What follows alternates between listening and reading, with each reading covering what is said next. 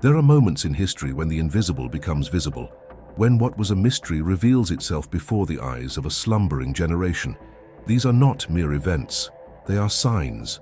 Signs that cut through the fog of skepticism and point to something far greater than we can comprehend. This is one of those moments. In one of the holiest places on earth, where stones whisper ancient secrets and the winds still carry echoes of prophecies, something inexplicable has emerged. Something that is shaking theologians, archaeologists, pilgrims, and even the most skeptical. The place?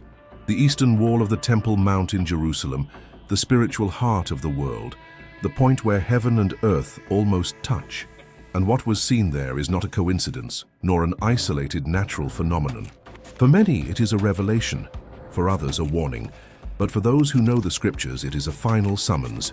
Yahweh, the eternal name of God, is said to have been revealed, mysteriously inscribed on the wall that guards the sealed gate through which the Messiah is to enter. The images spread across the internet, at first with skepticism, then with awe.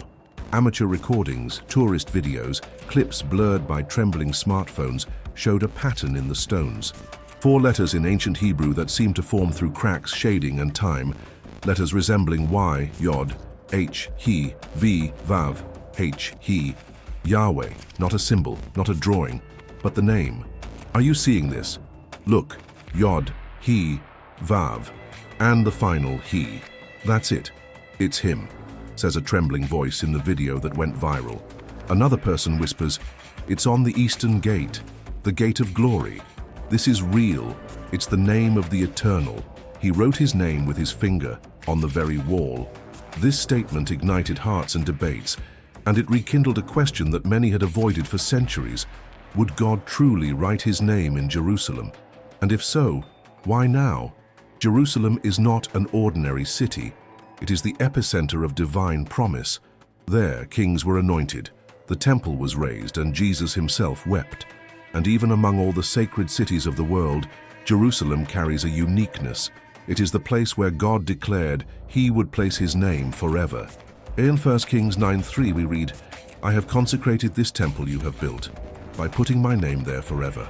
My eyes and my heart will always be there. For centuries, scholars have debated what this meant. Was it symbolic? Was it spiritual? Or would there one day be a literal manifestation of this name? Now on the eastern wall, the most prophetic of all walls, this ancient promise seems to whisper its fulfillment. The Eastern Gate, also known as the Golden Gate or the Gate of Mercy, has been sealed for over 500 years. It was closed by the Ottomans in the 16th century in an attempt to prevent the Messiah's entry. They even placed a Muslim cemetery in front of the gate, believing it would block any advance by a Jewish leader, as priests could not purify themselves to cross a burial ground.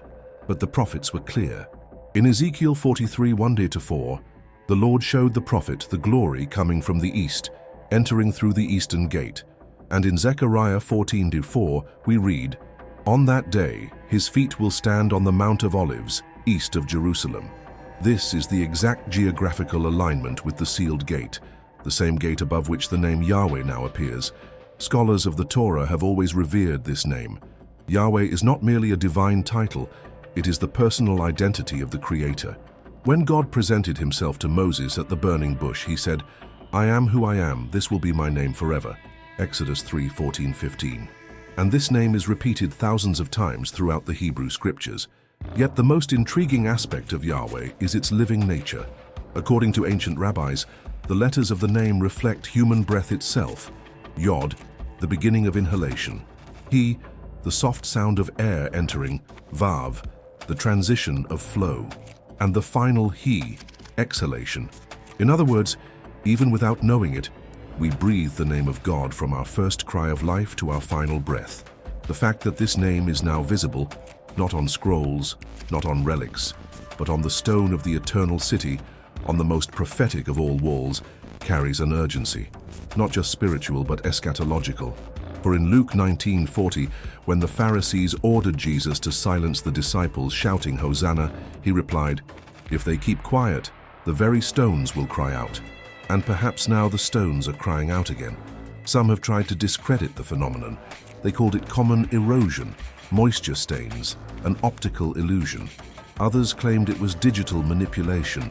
But curiously, different pilgrims, from various places at different times, saw the same pattern, not just with their eyes but with their spirit. They reported feeling a weight, an inexplicable reverence before that section of the wall. Some knelt, others wept. Many simply stood in silence. This leads us to a question that can no longer be ignored. Why would God choose this moment to reveal his name? Why now, when the world is plunged into crisis, wars, apostasy, and spiritual confusion? Could this be the fulfillment of the word that God would make the signs speak louder than human words? Is the name of Yahweh on the wall a seal, a warning, or a preparation for the greatest event in human history, the return of the King? When the Messiah comes, and he will come, the texts say he will descend from the Mount of Olives, cross the Kidron Valley, and enter through the eastern gate, exactly the same place where the name is now visible. Is this a coincidence, or is it divine orchestration reaching its climax? While the world remains distracted, God is raising signs that can only be discerned by attentive eyes and awakened hearts. The appearance of the name Yahweh above the eastern gate is not merely a visual phenomenon. It is a call, a silent cry from heaven to a generation that has forgotten the fear of the Lord.